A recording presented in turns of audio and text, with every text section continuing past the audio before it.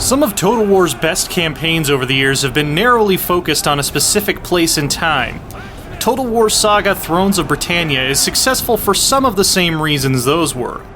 When I really dug into it though, what I found was a bit of a showboat. It has a lot of cool new ideas, but slips up on the fundamentals in ways that keep those ideas from effectively coming together into a great whole.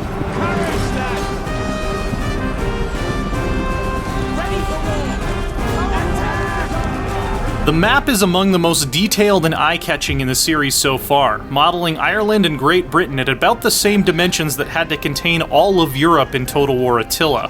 Fighting and maneuvering armies along the jagged coasts of western Scotland is a much different strategic and tactical experience from wading through the marshy bogs of Essex.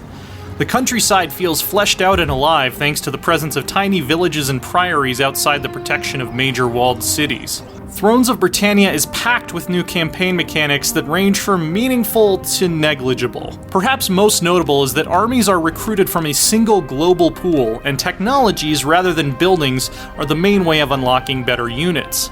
Since the pool refills semi-randomly over time, you're forced to either raise a smaller army of your best units or round out a larger one with weaker units.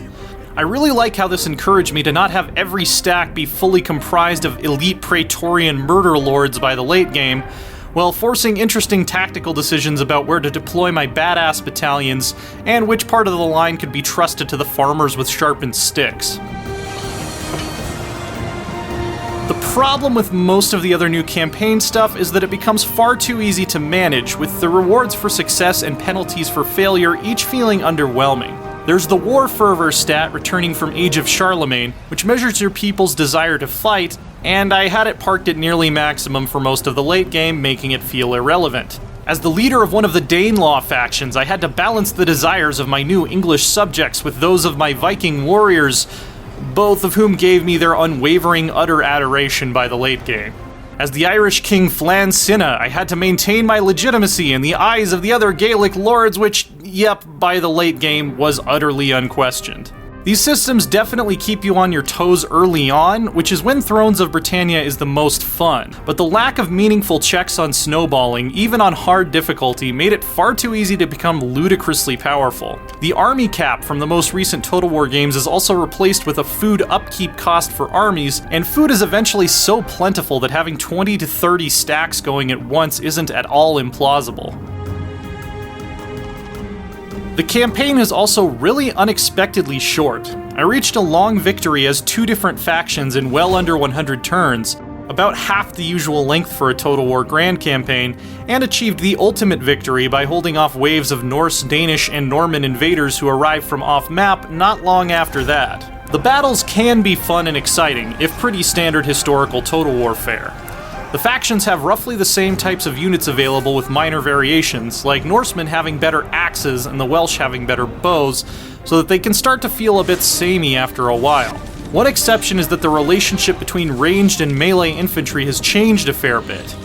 Archers can now score deadly critical hits against even heavily armored targets, and most melee troops now have access to a shield wall formation that makes them highly resistant to sustained barrages. Add in the fact that there are really no super heavy cavalry units anywhere to be found, and the pacing has been thankfully slowed down a bit relative to Total War Attila, and I definitely got the sense that Thrones of Britannia battles have their own feel and character. The first Total War Saga game tries a lot of new things, succeeding at about half of them. It improves on a few areas historical Total War games have struggled with, but at the same time falls back into some bad old habits that other games in the series have recently been able to rise above. The overall tapestry reads as more than competent, and I could watch hardened Huskarls with their massive axes crash into a Saxon shield wall all day.